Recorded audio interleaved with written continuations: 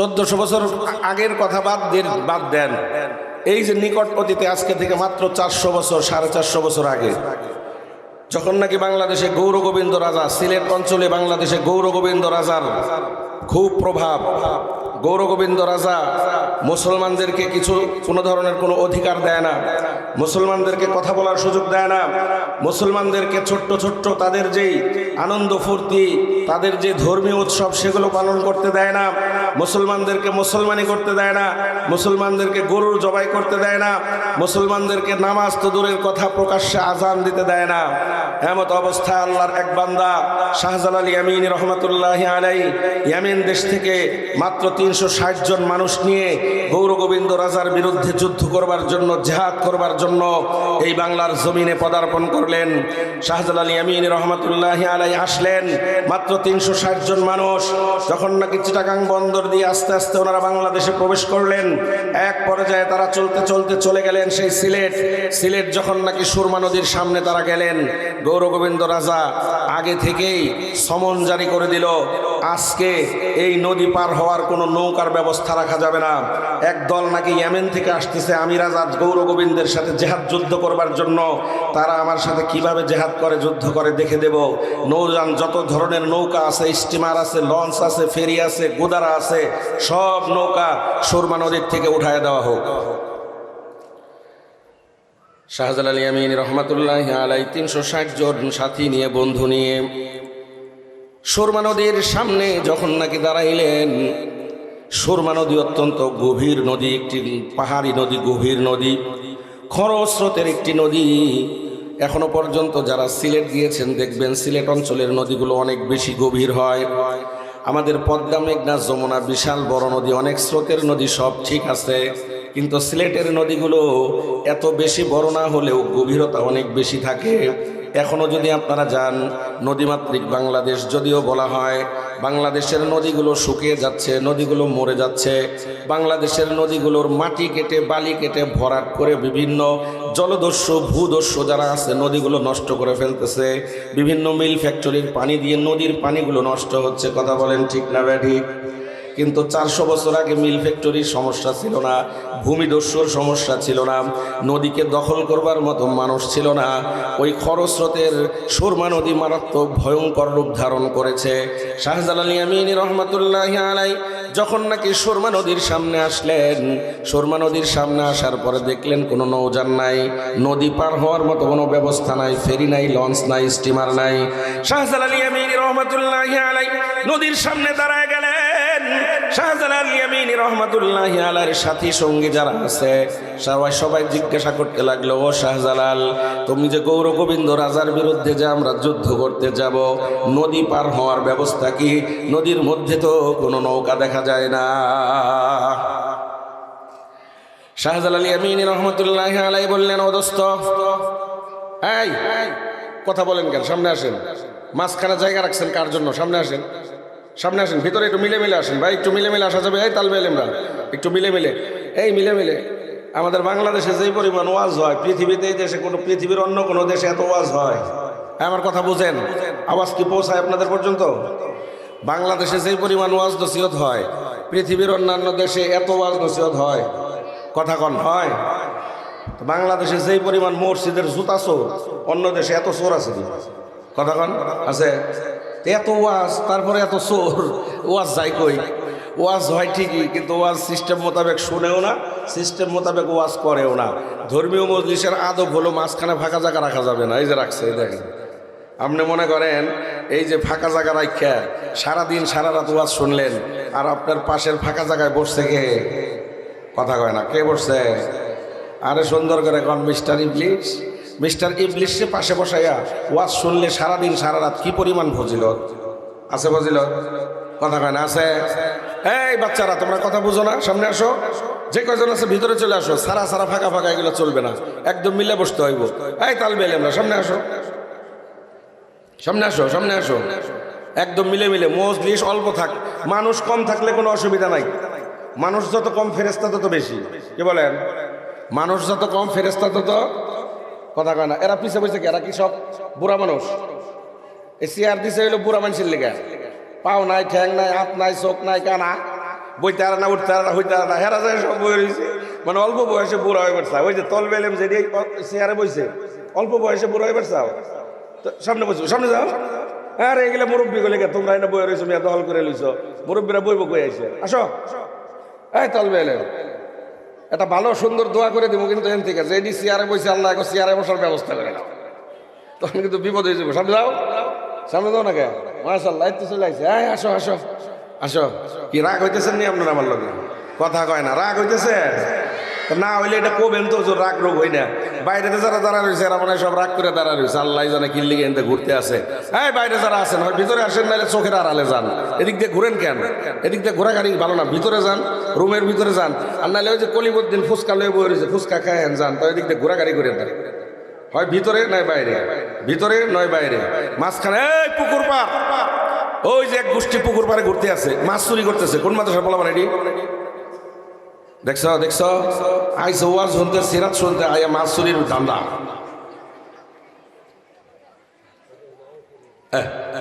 দেখেন মসজিদ সুন্দর হয়ে গেছে, সুন্দর হয়ে গেছে না আসলে?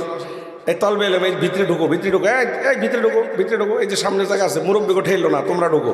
হ্যাঁ আরে মাদ্রাসার তালবে এলে আমরা তো হুজুরদের যেন কষ্ট না হয়, নিজেদের কষ্ট নিজের মাথায় নাই, উস্তাদদের কোনো কষ্ট করতে দেয় না। কথা কোন ঠিক না? তো জায়গা পূরণ করবার সময় এবার হার না গেলি এক তলবে এলে ডাক দিছি, ক্লাস চলতেছে, কি যে খুশি হয়েছে হুজুরের খেদমত করবার লেগে। দৌড়াই চলে আইছে 3 জন, আমি ডাক দিছি 1 জন, আইসে 3 জন। কিরে 3 জন আইসে, হুজুর খেদমত করার খুব শখ, আপনার পাইনা মাদ্রাসায় ঠিকঠাক মতো আপনি আজকে ডাক দিছেন। ছুটির পরে একদিন একজনের ডাক দিছি, আর খুঁজে হয় না। তো মাসলা বুঝাইলো, ক্লাস টাইমে ডাক দিলে খেদমতের খুব আগ্রহ। ক্লাস টাইমে যদি খালি ডাক দেওয়া হয়, খেদমতের লেগে 1 জনের জায়গায় 3 জন আসে। আর আসরের পরে যদি কেউ খুঁজে রে বাবা একটু পানি খাবো আন, আমি আর মানুষ খুঁজে পাই না। কথা কন আসরা নাই, কথা কয় না, কথা কয় না, বুঝেই না কিছু। কথা কন ঠিক না বেটে? শাহজালাল ইয়ামিনী রহমাতুল্লাহি আলাইহি খরস্রোতা নদীর সামনে দাঁড়ায় আছেন। সাথী সঙ্গীরা জিজ্ঞাসা করলেন, হুজুর গৌর গোবিন্দ রাজার সাথে যে জেহাদ করবেন, যুদ্ধ করবেন, নদী পার হবেন কেমনে? নদী পার হইতে না পারলে, ওই পারে না যাইতে পারলে যুদ্ধ করার, জেহাদ করার কোনো সুযোগ নাই। কথা কোন ঠিক না বেঠিক?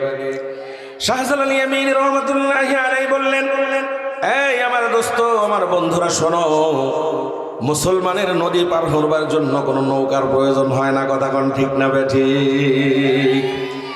মুসলমানদের নদী পার হইবার জন্য নৌকার প্রয়োজন নাই। মুসলমানদের ভালো মন্দের জন্য নৌকার দরকার নাই। গত 17 বছর যারা বলছে নৌকা ছাড়া বাংলা অচল, এই মুহূর্তে প্রমাণ হয়ে গেছে নৌকা ছাড়া বাংলার কিছুই হয় না। কথা কোন ঠিক না বেঠিক? হ্যাঁ বন্ধু, শাহজালাল ইয়ামিনী রহমাতুল্লাহি আলাইহি বললেন, নৌকার প্রয়োজন মুসলমানের হয় না, নৌকার প্রয়োজন অন্যদের হইতে পারে। সঙ্গীরা জিজ্ঞাসা করলে, তাহলে নৌকা ছাড়া পার হবেন কিভাবে? খুব তো বলতেছেন নৌকার প্রয়োজন নাই, তো পার হবেন কিভাবে? শাহজালাল ইয়ামিনী রহমাতুল্লাহি আলাইহি বললেন, ও আমার দোস্তরা শোনো, তোমাদের প্রত্যেকের ঝোলার মধ্যে জায়নামাজ আছে না নাই? সবাই বলল জায়নামাজ আছে। শাহজালাল ইয়ামিনী রহমাতুল্লাহি আলাইহি বললেন, চোখটা বন্ধ করো, ঝোলার মধ্যে বিসমিল্লাহ বলে হাত দিয়া তোমার জায়নামাজটা বের করে খরস্রোতা পানির মধ্যে সুরমা নদীর উপরে বিছায়া দাও। বিসমিল্লাহ বইলা নদীর পানির উপরে ওই জায়নামাজের উপরে পাটা দিয়া দাও। প্রত্যেকটা সাথী শাহজালাল ইয়ামিনী রহমাতুল্লাহি আলাইহি সহ ব্যাগের ভিতর থেকে জায়নামাজটা বিসমিল্লাহ বলে বের করে নদীর পানির উপরে বিছায়া দিলেন। আল্লাহু আকবার বলে এই জায়নামাজের উপরে পাড়া দিলেন। আল্লাহ তাআলা কুদরতি ভাবে জায়নামাজকে নৌকা বানায়া 360 জন শাহজালাল ইয়ামিনী সহ প্রত্যেককে নদী পার করে দিলেন। বলেন সুবহানাল্লাহ। মুসলমানের নদী পার হইতে নৌকা লাগে রে? এই মুসলমানের দেশ, এই দেশের উন্নতি অগ্রগতি, এই দেশের কিছুর জন্যই নৌকার প্রয়োজন হবে না। কিয়ামত পর্যন্ত যদি এই বাংলাদেশে নৌকা না আসে, আমাদের কোনো অসুবিধা নাই। কথা বলেন ঠিক না বেঠে? ও বন্ধু, শাহজালাল ইয়ামিনী রহমাতুল্লাহি আলাইহি যখন নাকি নৌকা ছাড়া নদী পার হয়ে গেলেন, গৌর গোবিন্দ রাজার তো পেটের ভিতরে অর্ধেক হেগে দিছে। পেটের ভিতরে হেগে দিছে কিসের জন্য? কেটে কোন যা নৌকা টৌকা সারা নদী পার হয়ে এলাইছে। আল্লাহ রে, ইডি কোন যা?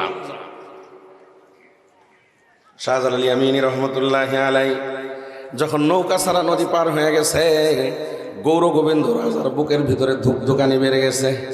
আল্লাহ রে, 360 জন তো দেখা তো কম মনে হয়, কিন্তু এটির ভাবসব করতে ভালো না। নৌকা ছাড়াই নদী পার হয়ে চলে আইছে, না জানি সামনে কোন বিপদ আছে না নাই। কথা কন আছে না নাই। আস্তে আস্তে শাহজালাল ইয়ামিনী রহমাতুল্লাহি আলাইহি আস্তে আস্তে গৌর গোবিন্দ রাজার প্রাসাদের দিকে 360 জন মানুষ নিয়ে অগ্রসর হয়।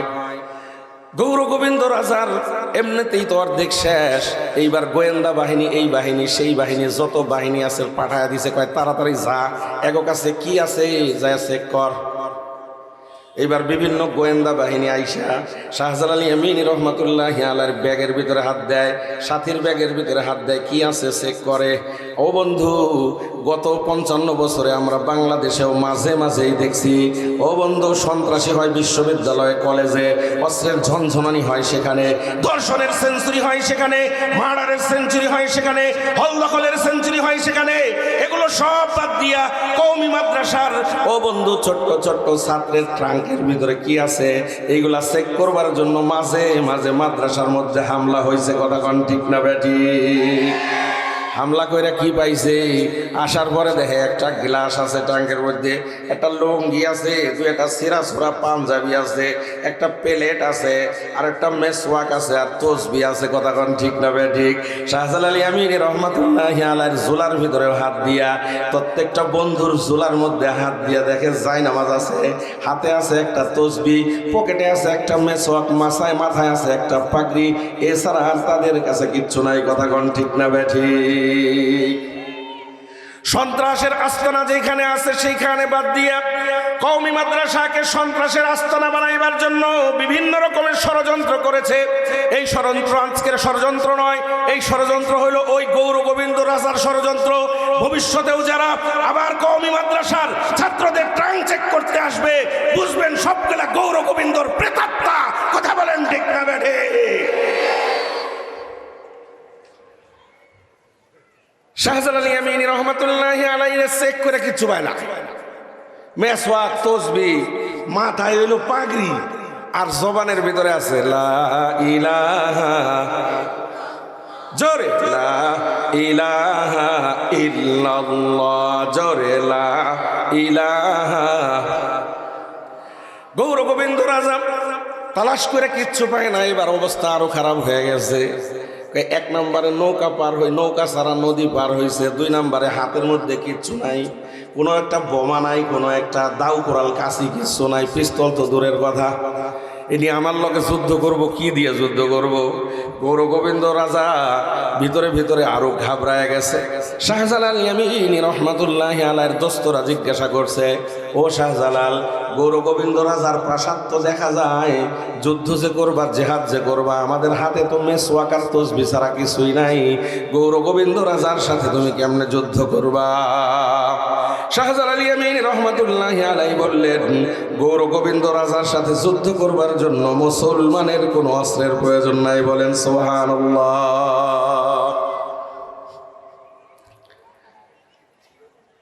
অস্ত্রের প্রয়োজন নাই, তাহলে যুদ্ধ কেমনে করবেন? শাহজালাল ইয়ামিনী রহমাতুল্লাহি আলাইহি চুপচাপ একটু পরে বলতেছে, আমার দোস্তের মধ্যে কে আসো এরকম আসরের রক্ত হয়ে গেছে, আজানটা একটু দিয়ে দিবা। আসরের রক্ত হয়ে গেছে, আজানটা দিবা, কে আসো? গৌর গোবিন্দ রাজার হযরত শাহজালাল ইয়ামিনী রহমাতুল্লাহি আলাইহির এক দোস্ত, এক সাথী দাঁড়ায় গিয়া শুরু করে দিলেন, আল্লাহু আকবার, আল্লাহু আকবার, আল্লাহু আকবার, আল্লাহু আকবার। যখন নাকি শাহজালাল ইয়ামিনী রহমাতুল্লাহি আলাইহির এক দোস্ত দাঁড়ায়া আসরের নামাজের আজান দিলেন, আজানের ধ্বনির শব্দ আল্লাহ তাআলা শব্দগুলাকে শব্দ বোমা বানায়া এমনভাবে গৌর গোবিন্দ রাজার প্রাসাদের উপরে আক্রমণ করলো, হামলা করলো। আজানের ধ্বনির তালে তালে, শব্দে শব্দে গৌর গোবিন্দ রাজার প্রাসাদগুলো থরথর করে কেঁপে কেঁপে ধ্বংস হয়ে গেল। বলেন আল্লাহু আকবার। গৌর গোবিন্দ রাজা কোন রকমে প্রাসাদ থেকে নেমে পিছনের রাস্তা দিয়ে এই যে আইজো পলাইছে, কাইলো পলাইছে, আজ পর্যন্ত গৌর গোবিন্দ রাজার কোনো দেখা পাওয়া যায় নাই। ইসলামের বিরুদ্ধে আগামীতেও যারা ষড়যন্ত্র করবে, ইসলামের বিরুদ্ধে যারা টক্কর দিতে আসবে, এমন অবস্থা হবে, এমন অবস্থা হবে, পিছনের রাস্তা দিয়া, হেলিকপ্টার দিয়া তৌফিক হবে না। কথা বলেন ঠিক না বেটে?